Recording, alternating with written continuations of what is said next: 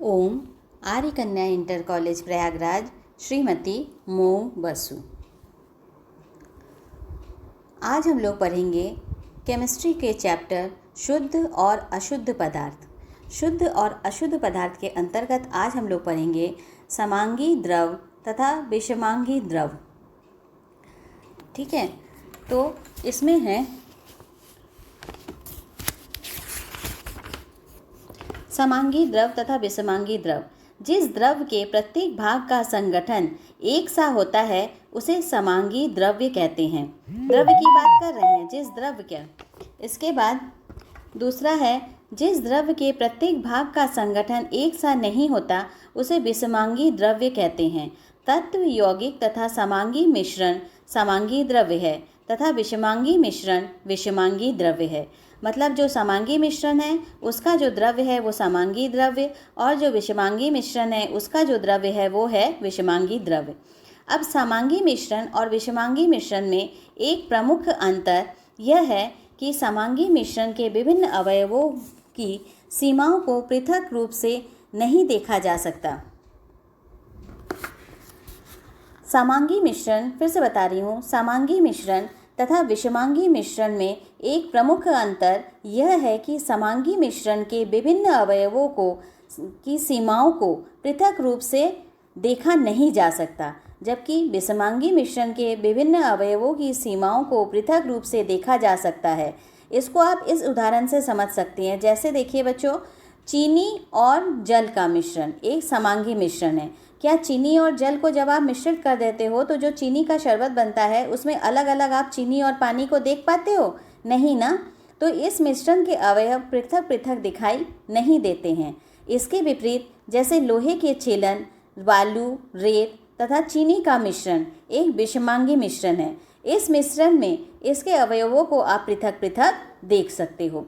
तो समांगी मिश्रण और विषमांगी मिश्रण को मुख्य रूप से समझने के लिए आप इस तरह से समझ लीजिए कि जिस मिश्रण में उसके अवयवों को आप देख सकते हो वो है विषमांगी मिश्रण, और जिस मिश्रण में उसके अवयवों को आप अलग अलग नहीं देख सकते वो है समांगी मिश्रण। इसके बाद है विलयन। विलयन क्या होता है? दो या दो से अधिक पदार्थों के समांगी मिश्रण को विलयन कहते हैं। समांगी मिश्रण के प्रत्येक भाग की रचना एक सी होती है। सामान्यतः समांगी मिश्रण में जो अवयव अधिक मात्रा में होते हैं उसे विलायक तथा जो अवयव कम मात्रा में होते हैं उसे विलेय कहते हैं। विलयन द्रव की ठोस, द्रव और गैस की अवस्था में हो सकती हैं। इस आधार पर कुल 9 प्रकार के विलयन होते हैं। विलायक, विलेय और विलयन ये तो आप लोगों ने पहले भी पढ़ा था। इसमें आप लोगों ने पहले, जब मैंने कक्षा 8 में आप लोगों को पढ़ाया था तो ये बताया था कि जिस पदार्थ को घोला जाता है वो विलेय होता है। जैसे चीनी और पानी के मिश्रण में चीनी जो है वो विलेय है, जो पानी है जिसमें घोला जाता है वो विलायक है, और जब चीनी और पानी का मिश्रण बन जाता है तो जो शरबत है वो विलयन है। ये हमने आपको पहले कक्षा 8 में बताया था। अब उसी आधार पर आप देखिए, इस आधार पर कुल 9 प्रकार के विलयन होते हैं। अब कैसे कैसे विलयन है देखो। ठोस का ठोस में विलयन, उदाहरण पीतल या जस्ते तथा कॉपर के धातु, मिश्र धातु। पीतल जो होता है वो जस्ता और कॉपर का मिश्र धातु होता है। दोनों ही ठोस है, जस्ता भी ठोस है, कॉपर भी ठोस है, पीतल भी ठोस है। तो ये सब ठोस पदार्थ का विलयन है। ठोस और द्रव का विलयन देखो बच्चों। ठोस का द्रव में विलयन, उदाहरण क्या है? नमक का जल में विलयन। नमक क्या है? ठोस है, और जल क्या है? द्रव है। इसके बाद तीसरा है ठोस का गैस में विलयन। उदाहरण देखो क्या है? धुआं। धुआं में क्या है? कार्बन और वायु में विलयन है। गैस क्या है? वायु, और ठोस क्या है? कार्बन। द्रव का ठोस में विलयन, ये क्या है? जली। द्रव और ठोस का विलयन जली। द्रव का द्रव में विलयन, उदाहरण क्या है? मदिरा। यह एथिल अल्कोहल का जल में विलयन है। इसके बाद है द्रव का गैस में विलयन, उदाहरण क्या है? वायु में जल वाष्प। द्रव है जल वाष्प, और गैस क्या है? जल क्या है? द्रव है, और गैस क्या है? वायु है। तो वायु का जल वाष्प। गैस का ठोस में विलयन, उदाहरण क्या है? देखो, हाइड्रोजन गैस और पैलेडियम धातु का समांगी मिश्रण। इसके बाद है गैस का द्रव में विलयन। ये क्या है? Soda water. गैस क्या है? Carbon dioxide. और ये कोक, सोडा वाटर, ये सब क्या है? गैस का द्रव में विलयन। गैस जो है वो द्रव में मिला दिया जाता है। अब है गैस का गैस में विलयन। उदाहरण क्या है? वायु। वायु में विभिन्न प्रकार के गैसों का मिश्रण होता है, ये तो आप जानते हो। जैसे देखो, ऑक्सीजन, नाइट्रोजन, थोड़ी मात्रा में कार्बन डाइऑक्साइड होता है और अन्य गैसें।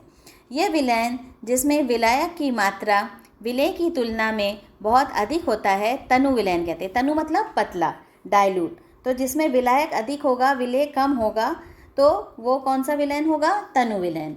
जिसमें विलेय की मात्रा अधिक होगी, विलायक की मात्रा उसकी तुलना में कम, मतलब जिसमें विलायक की मात्रा विलेय की तुलना में बहुत अधिक नहीं होती है, वो सांद्र विलयन कहलाती है।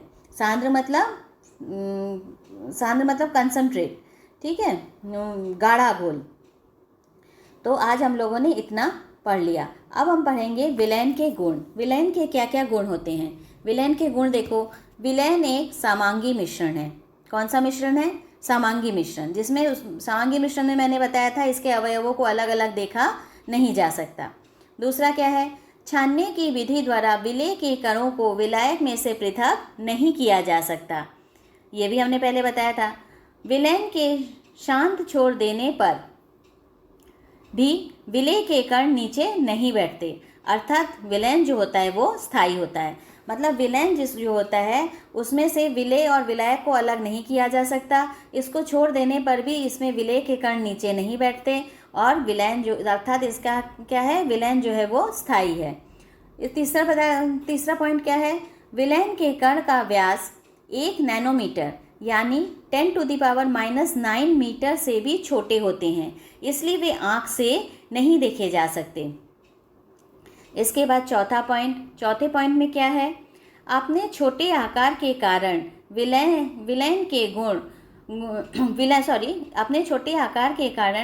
के कण गुजर रही प्रकाश की किरण को फैलने नहीं देता, इसलिए विलयन में प्रकाश का मार्ग दिखाई नहीं देता है।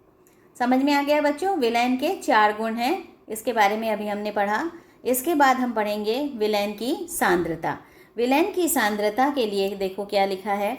विलयन में उपस्थित विलेय पदार्थ की मात्रा के आधार पर इसे तनु, सांद्र या संतृप्त विलयन कहा जा सकता है। 3 प्रकार के विलयन होते हैं बेटा, तनु, सांद्र और संतृप्त। फिर से बोल रही हूँ, कौन कौन सा? तनु, सांद्र और संतृप्त।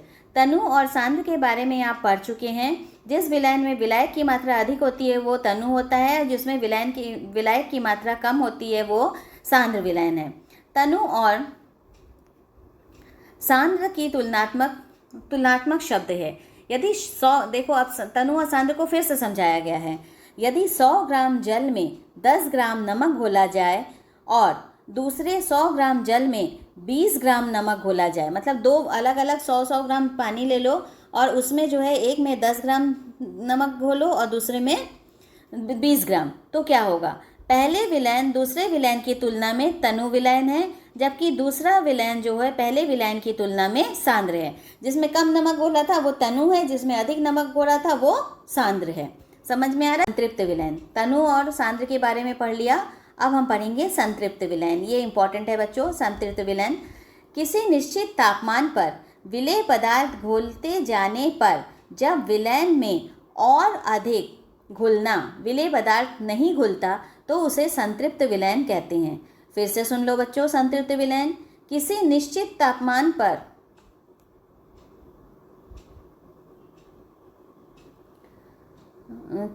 विलेय पदार्थ घोलते जाने पर जब विलयन में और अधिक विलेय पदार्थ नहीं घुलता तो उसे संतृप्त विलयन कहते हैं। विलेय पदार्थ की वह मात्रा जो इस तापमान पर संतृप्त विलायक की उपस्थित होते हैं उसकी घुलनशीलता कहलाती है। दिए गए निश्चित तापमान पर पृथक पृथक पदार्थों की घुलनशीलता या विलयन क्षमता भिन्न भिन्न होती है। अलग अलग पदार्थ की घुलन क्षमता जो होती है अलग अलग होती है। विलेय पदार्थ की मात्रा जो विलयन के किसी दिए गए विलयन की मात्रा अर्थात द्रव्यमान अथवा आयतन में उपस्थित हो उसे क्या कहते हैं? विलयन की सांद्रता। फिर से सुनो, विलेय पदार्थ की मात्रा, विलेय पदार्थ कौन सा होता है? जिसको घोला जाता है, की मात्रा जो विलयन के किसी दिए गए विलयन की मात्रा द्रव्यमान अथवा आयतन में उपस्थित हो उसे कहते हैं विलयन की सांद्रता। अब इसको तुम्हें एक फॉर्मूला है छोटा सा, उसको याद करना पड़ेगा। विलयन की द्रव्यमान प्रतिशत, विलयन का द्रव्यमान प्रतिशत बराबर विलेय पदार्थ का द्रव्यमान बटे विलयन का द्रव्यमान गुने 100। इसको याद करना है बच्चों। विलयन का द्रव्यमान प्रतिशत बराबर विलेय पदार्थ का द्रव्यमान बटे विलयन का द्रव्यमान गुने 100। उदाहरण देख लो। एक विलयन में 400 ग्राम विलायक जल में 50 ग्राम साधारण नमक विलेय है। मतलब 400 ग्राम जल में 50 ग्राम साधारण नमक मिला है। विलयन की सांद्रता का परिकलन कीजिए। विलयन की सांद्रता बतानी है। 400 ग्राम जल में 50 ग्राम नमक मिला है। अब देखिए, विलयन का द्रव्यमान बराबर विलेय का द्रव्यमान प्लस विलायक का द्रव्यमान। ये तो समझ गए हो विलयन किससे बनता है? विलायक और विलेय से। विलेय क्या है? नमक। विलायक क्या है? पानी। तो कितना मिला है? 50 ग्राम नमक मिला है, 400 ग्राम पानी मिला है, तो कुल वेट कितना हो गया? 450 ग्राम। अब इसमें हम लोग निकालेंगे विलयन के द्रव्यमान प्रतिशत। विलयन का द्रव्यमान प्रतिशत बराबर हम जानते हैं कि विलेय पदार्थ का द्रव्यमान बटे विलयन का द्रव्यमान गुने 100। तो विलेय पदार्थ का द्रव्यमान 50 है, विलयन का द्रव्यमान 450 है, गुने 100 करेंगे तो ये हमारा 5 से अगर इसको काटो तो ये आ जाएगा 0 0 काट दो, 5 से 45 को काटो 9 आएगा। 100/9 बराबर हो जाएगा 11.1%। ये सवाल भी हो गया। ये बहुत इम्पोर्टेंट है और छोटा सा है, इसको आप लोग अच्छे से समझना। संतृप्त विलयन समझे कि नहीं आप लोग?